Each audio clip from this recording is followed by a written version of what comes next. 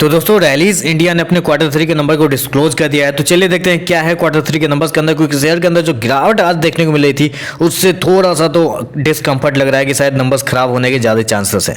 तो चलिए देखते हैं नंबर्स क्या है। पिछले क्वार्टर में कंपनी ने 951 करोड़ के आसपास का रेवेन्यू जनरेट किया था ऑपरेशन के थ्रू। पिछले साल 628 करोड़ के आसपास था, जबकि इस क्वार्टर में देखें तो 630 करोड़ के आसपास कंपनी का रेवेन्यू बना है। तो साल दर साल बोल सकते हैं कि साल दर साल कंपनी का जो रेवेन्यू है ऑलमोस्ट फ्लैट है, लेकिन जब आप क्वार्टर क्वार्टर जाते हैं तो वहाँ पे अप्रोक्सीमेटली 35% के आसपास की गिरावट आपको देखने को मिलती है, जो कि मेरे हिसाब से छोटी मोटी गिरावट नहीं, बड़ी गिरावट जानी जाती है। चलिए कंपनी के एक्सपेंस देख लेते हैं। कंपनी ने क्या खर्चे किए हैं।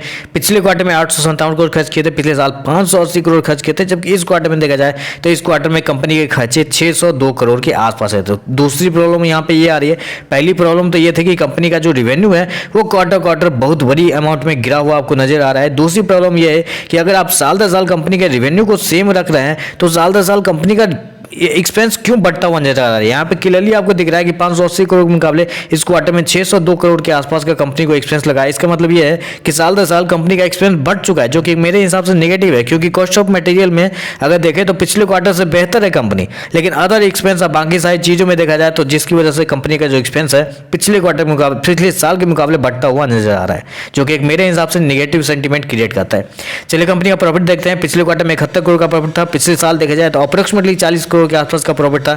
इस क्वार्टर में देखें तो 22.5 करोड़ के आसपास प्रॉफिट। मैंने आपको बताया कि अगर कंपनी इस क्वार्टर में आप एटलीस्ट अपने एक्सपेंस को कंट्रोल कर लेती तो हो सकता था कि पिछले साल के मुकाबले कंपनी का जो प्रॉफिट है ऑलमोस्ट सेम होता हुआ आपको देखने को मिल सकता था, लेकिन कंपनी एक्सपेंस पे भी कंट्रोल की है, कंपनी रेवेन्यू भी कम की है। अब मुझे नहीं पता कि नंबर्स क्यों कंपनी ऐसे देती है, पता नहीं।